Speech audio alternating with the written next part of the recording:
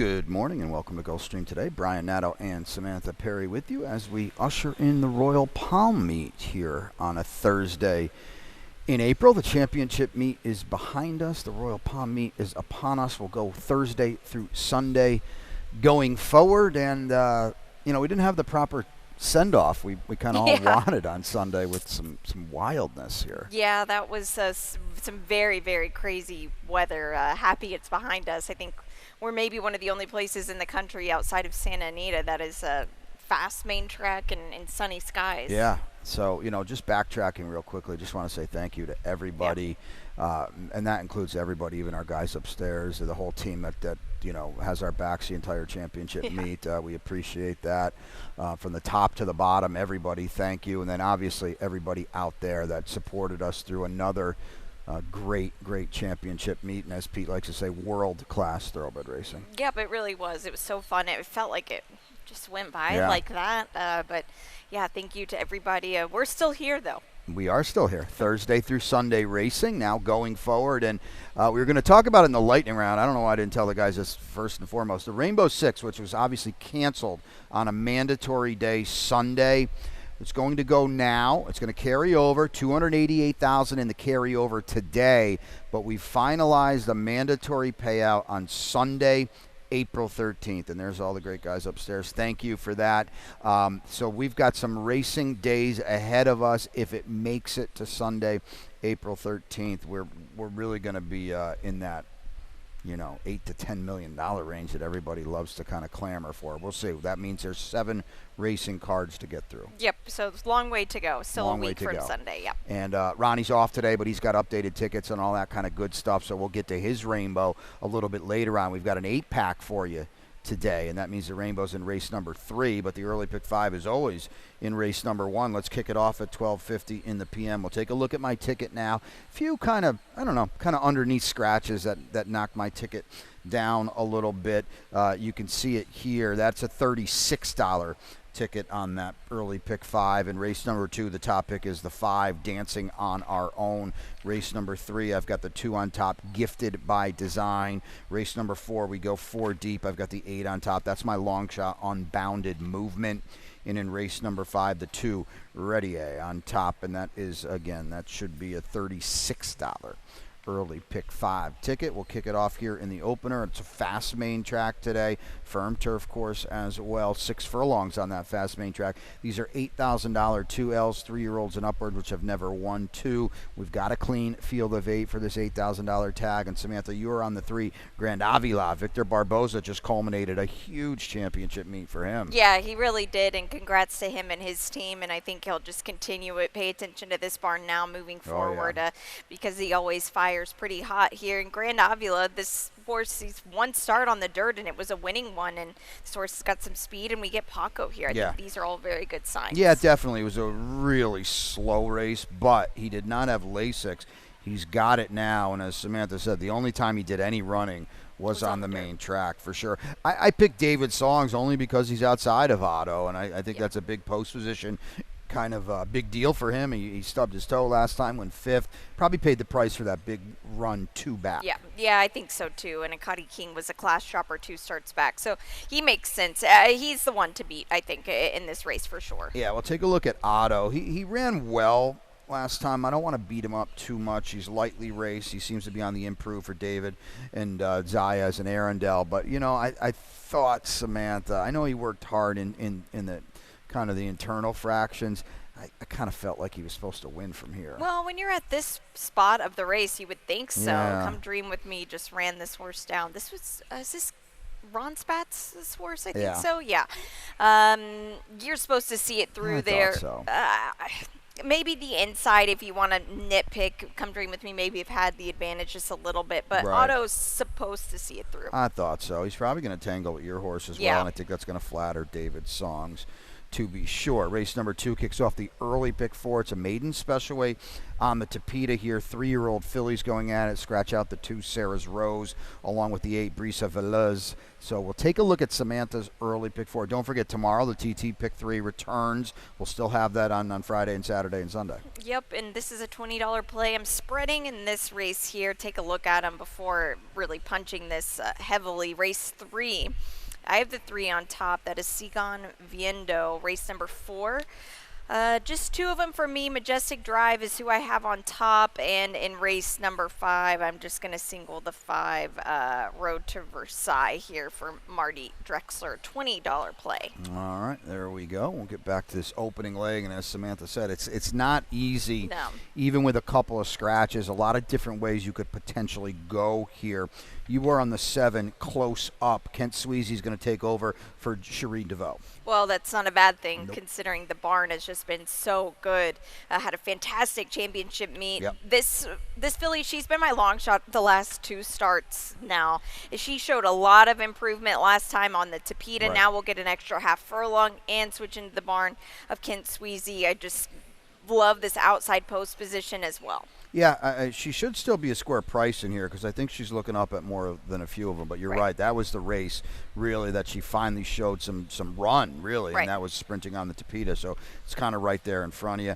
I went with the 5, Dancing on Our Own. I had picked her the other day when she scratched out. I think she was going to run long that day. Broke dead last from the outside draw on debut. Was still beating just 2.5 lengths. Yeah. Now we tried Tapeta for George Weaver. Yeah, this is another really impressive horse, Yeah. filly, that I think what I didn't like about her is that they didn't bet her first time out. No, 15-1 that day. George has prolific stats for synthetic to Tapeta, 33%. Turf to Tapeta is 5 for 12. So big numbers. Maybe she improves, but she did scratch the other day. Just take note of that. Yeah. The 6, She's a Gambler from Mark Cassigan, had blinkers. Yeah, and try the Tapeta. Yeah. That has worked across the Tapeta. The most recent work was a Right. Tapeta Breeze.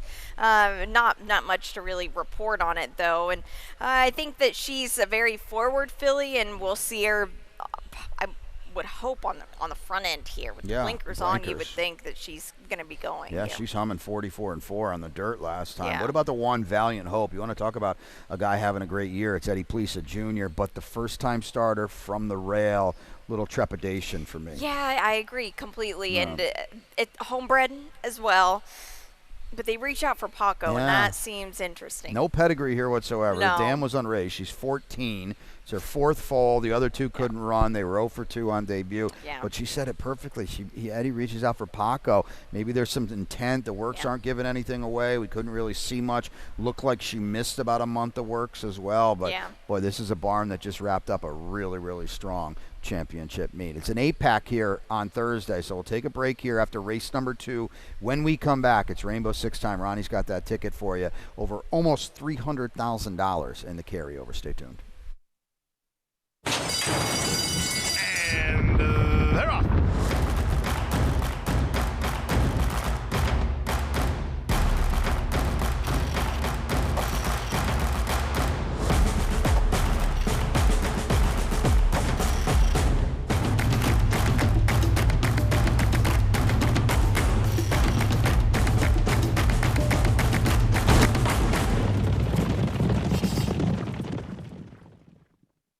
Win big with new DRF All Access Past Performances.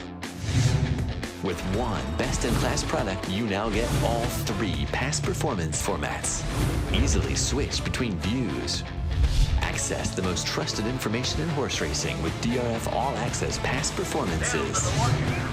Go to DRF.com and use coupon code 1FREEPP for a free single card today.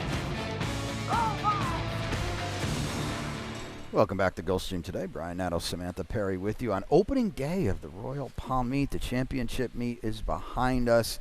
Great performances throughout, but we've got a lot of fun moving forward as well. The 2 juvenile races, the Royal Ascot qualifiers. Looking forward to that. The Rainbow 6, we just told you that it's going to now pay out on Sunday, April 13th. So 7 racing cards, racing days to get to that. But Ronnie's got the ticket today, and we've got the guesstimated jackpot at $350,000 today. He doesn't have any strong opinions early on, as you can see from his ticket, but you got to go all the way to race number 8 at 4:30 in the p.m. for his single, and that is Maldini for Billy Thrinos, who is going to drop this horse in class and try again on the grass course. So we'll see. 48.60 play for him. That's an unusual number. It is an unusual number. It's good to see our Woodbine guys, Billy and Marty Drexler, still sticking around and running a lot of live horses this week and weekend. So take note of that. But let's get back to the opening leg now. We'll go a mile and the 16th on the Tapeta.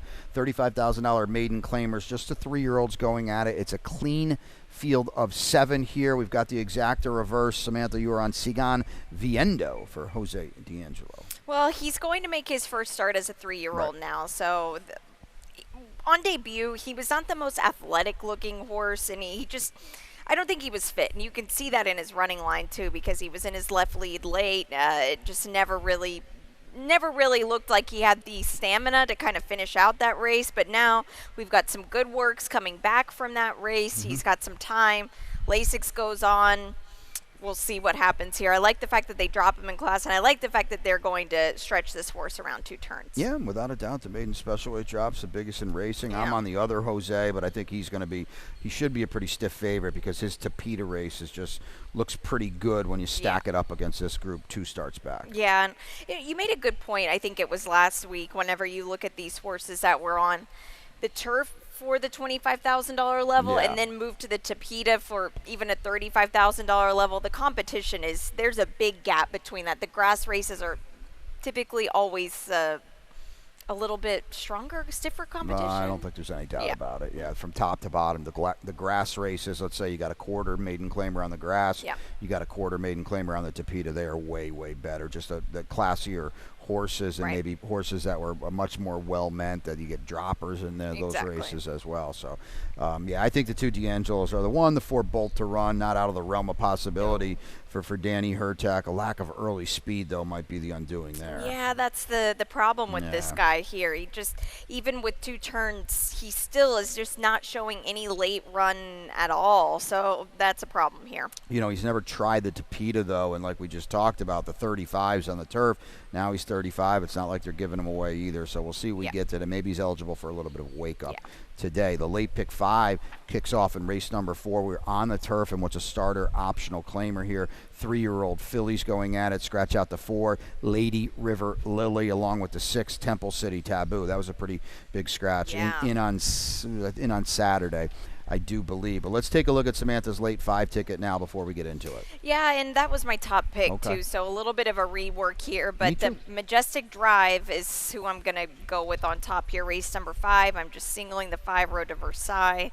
Race 6, the 1, Roxy on top. I'm not trying to get cute in that race. She just looks like the one to beat. Race number 7. The 6 is who I have on top. That's Take Care of Business. We'll show the replay. He was good on the comeback last time out. Race number 7, or pardon me, race number 8. I've got the 5 on top. Maldini as well. That is Ron's single. So we'll see. On the cutback, I think should be all right. $45 to play. This 8-pack today's got us a little out of whack. I know.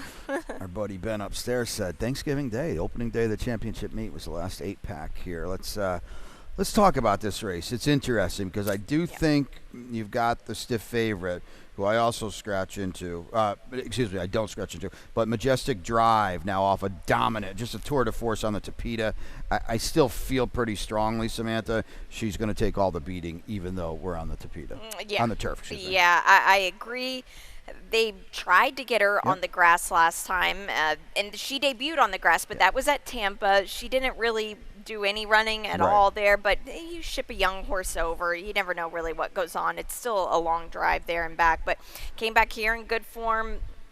She works well on the turf in the mornings, but I think she's in a good spot here. Well, I think that the last thing Samantha said might be the most important thing. This is a very good spot to be in. We got a stat here on Brendan Walsh as well, and it's the time of year now, and here's Tapeta to turf, 13%. Not bad, not great, not bad at all.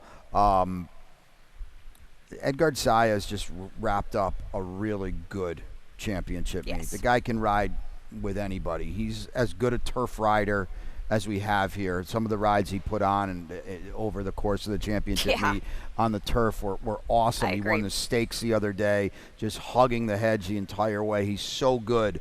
Now, though, it's just, he's going to really elevate his game, especially when he's getting kind of sort of a lot of picks of mounts and things like that. And he's so good, and he kind of flexed his muscles in amongst all the Hall of Famers and the soon-to-be, will-be Hall of Famers. And I can't say enough about the job he did winning a Pegasus race as well. So he's going to be really front and center in the Royal Palm meet. My long shot's in here. We got an important scratch. It's going to hurt a little bit.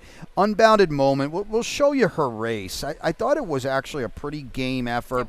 It was her first start on turf. She's got the right kind of running style to make a dent right back. They certainly didn't give it to her early. She's trucking along 47 in 3, and she basically just bottomed out the field here. Yeah, and she is one that, unlike the number 2, who's going to be a short price, she's proven on the turf, and there's a few of these in here that are not. So that is just worth its weight in gold, and what a good post position.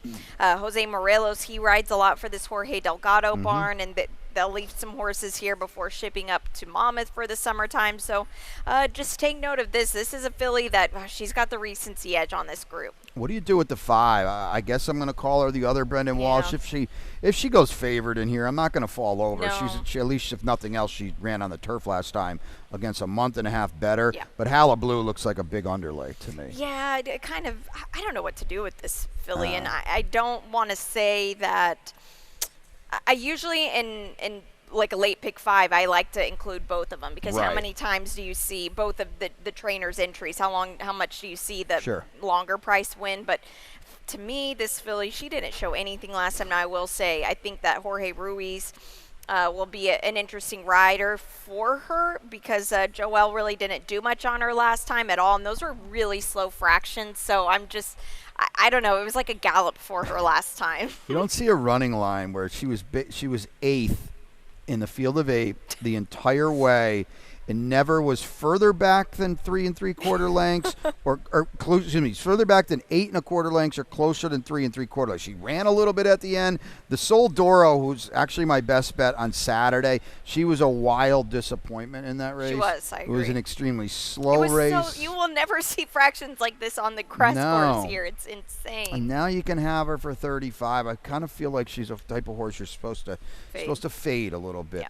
Today. Let's go to the late pick 4 now in race number 5. We're on the Tapeta at 5 furlongs here. It's a 12.5 2L for 3-year-olds and upward. Scratch the 4, Megadon. Scratch the 6, Sir Banana Brian. We'll take a look at my late pick 4 ticket, and then we'll get back into this one here. I've got an $18 late pick 4 ticket. You can kind of see it's hinging at the end. Race number 6, the top pick is the 5, Humor Me Brother. The firster for Mike Lerman. Race number 7, we'll go 4 deep. I'm with Samantha. Take Care of Business was my long shot last time. No reason not to come back to him. Second off a long layoff, and then my best bet of the day is in the finale, Dream Scheme, getting back to the turf off the claim for the Walensky's. $18 late pick 4 ticket for me. We'll start it here, though, at 5 furlongs again on the Tapeta and a 12.5 2L. And Samantha, you were on the 5, Road to Versailles. Did I hear you say this is your best bet? Yes. Okay, it's a pretty bold one. Yeah, I think with the scratches, they didn't really play too much, but I think in a condensed field, sometimes that can change the complexion of the race. But now this is the second start off the Woodbine layoff, which was an angle that usually plays quite well here, except Marty Drexler kind of blew that out of the water this whole meet, because everything was winning right after the ship. Yep. But he just had such a fantastic meet. That race, Room Saint Esprit was... 1, a huge class dropper, and 2, just ran off the screen. So I think that we'll get a tighter version of this horse today. I don't mind that they're bumping him up to the 12.5 level, because honestly, with Rum Saint Esprit, that could have been a $35,000 level. Yeah, I agree. That was a big dropper. Now you got droppers with the 1 Nando and the 2 Readier. Let's take a look at the race. They ran 3 and 5 last time. Jeff A.J. Obrey was a big dropper for Wesley Ward trying the Tapeta. This is the race that somebody essentially swept the rainbow with, because they got the favorite home in a race where everything else was wildly chaotic that day. Ready paid the price for essentially 2-path pressing, an odds-on favorite. Yeah, and that was not a spot you want to be in. John Velasquez flexed his muscles in this race because, look, he's the 10 and put the 9 into the rail there. All the worst. Yeah, of it which right is here. not where you want to be. Nando, I think I picked him this race, and I was really disappointed in the way that he ran. I don't know. To me, he just starts going up and down, and he's hanging on the left side of the bit a bit. I don't know. I think the one you want out of that is your top pick, Ready A. Yeah, I will say this about Nando. In his 2 starts against winners, he has faced tons and tons better. My pick is now second off the layoff, Edgar Zayas. You got to remember, too, the stats have refreshed now. The stats, if you're looking at the racing form, the stats are now 2025 stats. So you can kind of do a little homework and dig a little bit because there might be more going on than just what now you're seeing for 2025. Because, let's be honest, some barns that are going to excel here over the summer, they struggled. Yeah. They do struggle during the championship meet when Hall of Fame outfits are here on a day-in, day-out basis. So someone might be, 3 for 29 when in reality that's a 25% barn. So just kind of refresh yourself a little bit as we kick off the late pick 4 here. Late pick 3 now in race number 6. And again, they're dollar late pick 3s. Take note of that. It's a maiden optional claimer here for 3-year-old fillies. Florida breds do not need to run for the tag. It's a clean field of 8, and you're down on the inside with Roxy, who I think is going to like the cut back and the drop today. Yep, I think so. And she showed speed last time, and now when you have that rail draw, your hand is forced a bit, I feel like, Brian. So let's go from here. The cutback should feel like, as Ron likes to say, a jiggy jog in the park. Yeah. The Love You Morgan, I felt, was a good reach. So that's a nice filly for Safi Joseph. For Safi, yeah. And the other thing, too, is in a field of 8, there's only 2 of them, and she is one that 3 of them, and she is one that have experience, and I think that's a big deal. I'm on the firster, Humor Me Brother. I like the post. Mike Lerman, they paid $75 for a Brethren. That's a big deal. He wants Paco to ride. I think the post is perfect. Now, the full brother Clapton probably wanted to run a little longer, but he was really good for Arundel. And early as well. So you got to take note of that. A lot of early pedigree in this guy here. Mike Lerman, and I can't stress enough how well he kind of had, how good this championship meat has been for him. It really has been. We'll get to see XY Speed on Saturday. What a race that is on Saturday. Yeah, it is. It's a fun one. A nice handicap on the turf sprint, but he just doesn't win first time out. But Paco Lopez is here. I still included the filly on my ticket. I'll say that. I wouldn't fall out of this chair if she won. There's 2 guys that I think, especially, when you make a morning line, there's 2 guys that are going to get bet, and they're going to get bet blindly during the Royal Palm meet. It's Edgar and it's Paco. It's as simple as that. And the fact that he's here and this is a guy in demand, I do feel it's noteworthy. We'll see. Samantha will look at him. We'll check the tote board as well. But it's that kind of race. Right. Our pretty kitty for Safi and Averill.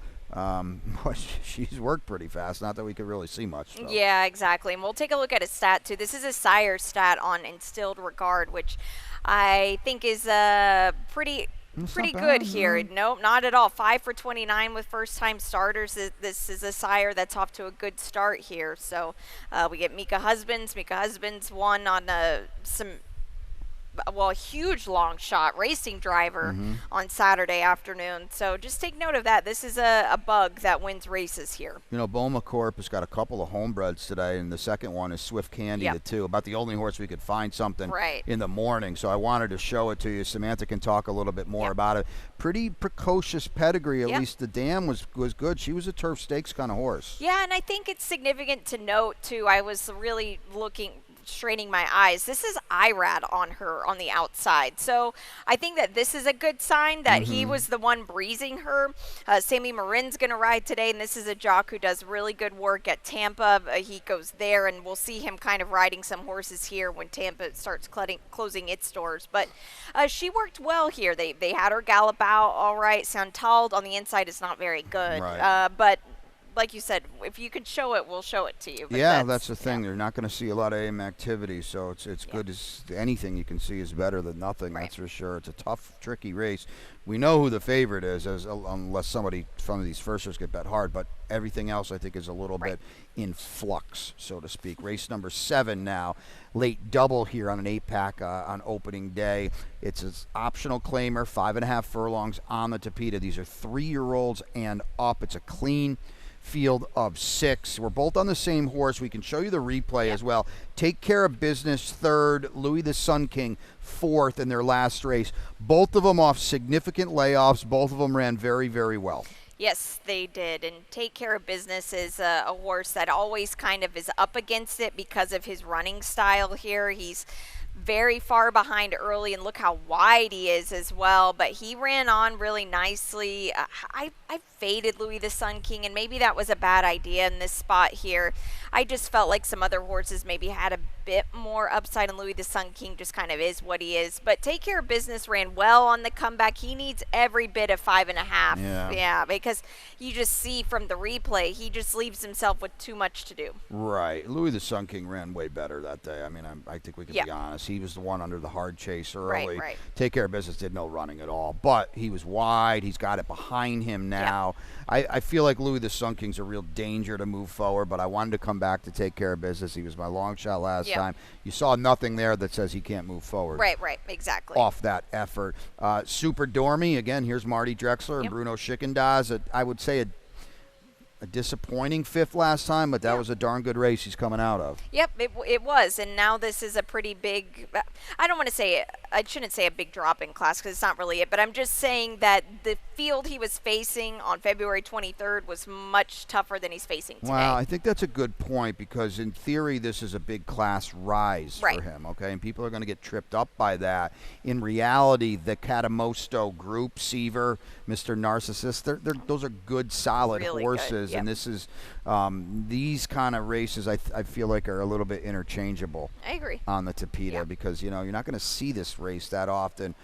What do you do with the one, Bless America? You got Safi, you got Edgard, first time in the barn. The works are Okay, 3 straight gate works. Yeah. Now we break from the rail. I did not like that. No, that's not good because you could get into a habit of maybe getting a bit too comfortable in there, and there looks like there's maybe some trepidation in this guy's will to break from the gates because you don't usually see Safi work a horse that many times out of the gate. Not many times, no. Now, with that being said, we've never seen him here. He's 4 for 5 in the exacta on Tapeta, albeit at Turfway, and then Presque Isle down. So I got a feeling this horse is going to be very, very live. The question is, he hasn't been out since mid-October. Either. Race number 8, we wrap it up on the turf here at a mile. The rails are at 10 feet. 10 feet. Take note of that. It's a $25,000 maiden claimer for the 3-year-old. It's a clean field of 9. The 7 Weinman Tracks is listed as a gelding, so take note of that. Samantha on Maldini for Billy T, as Ronnie looked like Ronnie had that horse singled. Back to the turf, first time off the claim on the turf for Billy Therinos.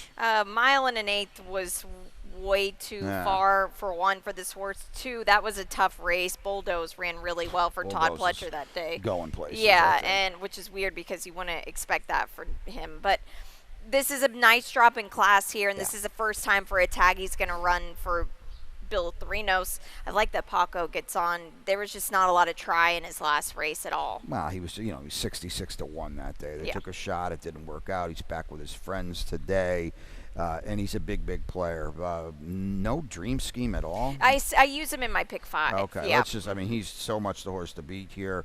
Going to go off the claim for the Walensky's. He's run 5 times on turf. They were all made in special weights. Yeah, they were. They were also at fairgrounds at Churchill, which I don't know. If Battle Drum is beating you at Keeneland, I don't know. He's going to be a giant favorite in here. Battle Drum's still a maiden, by the way. Yeah, Battle Drum is not much. That's for sure. But boy, he's catching a lot of friends here, and they immediately pop him right back on the turf. This is a very, very sharp outfit, Sam and Herm. I want to show you Flag Officer. You've got him in second. I don't want to say I missed this trip, but he ran really, really well here. Yeah. All things considered, nothing went right for him. No, not at all. And there was Chart didn't pick it up either. But yeah, you look where he is right here, and he looks loaded. He's waiting. Yeah, and there's just nowhere to go for this guy. He runs third, everyone, by the way. Yeah, there's at no point of this race do you think that he is going to run third. And Chill the J had the best of it that day by far. Oh, yeah. And he's still running. there's a lot of try in this horse, which is a good sign. Big time effort here. He would not have won.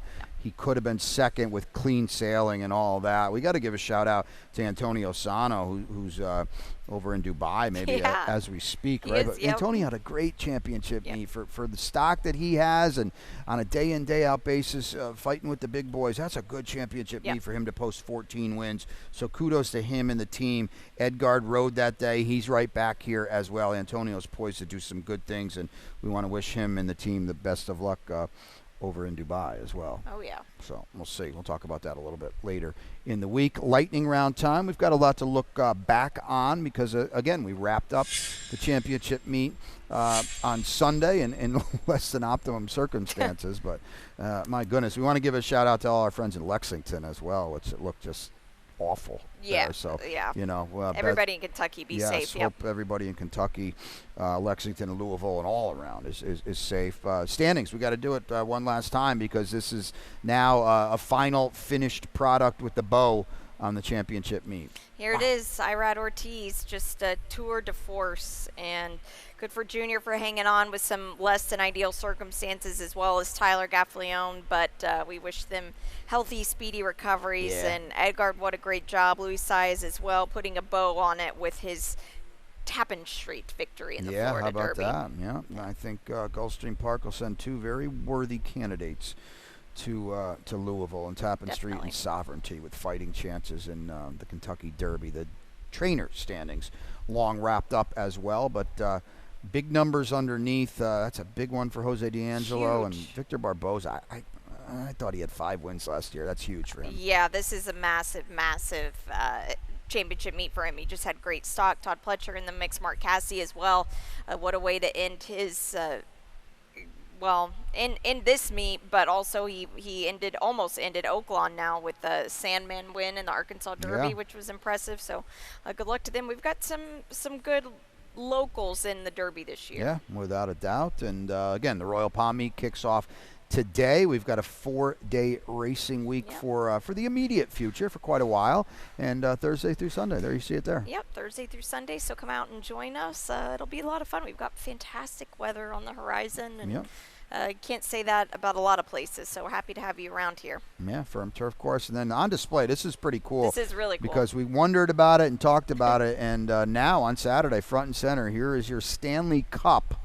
Have you ever seen it? No. Okay, I have seen it. I'm excited to see it. Yeah, it's going to be pretty cool. Yeah, on display here at Tim Palm, so come out and see it. This is fun. I mean, it's one of the most historic relics in all of sports. Yeah. Without a doubt, and the Florida Panthers names are on it. The defending Stanley Cup champions who, I don't know, the boys in the office, Ron and Phil, seem to think they have a fighting chance at a repeat, so that's pretty cool as well. Has that happened before?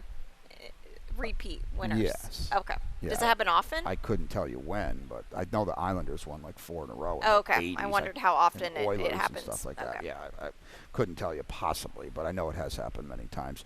Mandatory. We talked about it. We'll show it to you again. April 13th now, okay? Take a little breather. Almost a $300,000 carryover today, but here's your finale in terms of a mandatory payout. If it gets there, then we're talking those big balloons everybody seems to want. Yes, we are. So exciting. Make sure to join us on a week from Sunday, and I think that it grows each and every day around here very, very quickly. Be huge. Absolutely huge. Your best bet? I believe it's Road to Versailles. Okay. Yeah. There you go. I'm all the way at the end at 4:30 in the p.m. Race number 88, actually. All right. Dream Scheme for me. How about your long shot? It is earlier with close-up for Kent Sweezy in race 2. Okay. A couple scratches going to hurt you. A couple scratches going to hurt me as well because I'm in race 4, the 8 unbounded movement on maybe a speed play on the turf, which we have, and it's firm, and that is great to see, and it's great to see everybody here as well. Pete Aiello is upstairs with the scratches and changes on opening day of the Royal Palm Meet.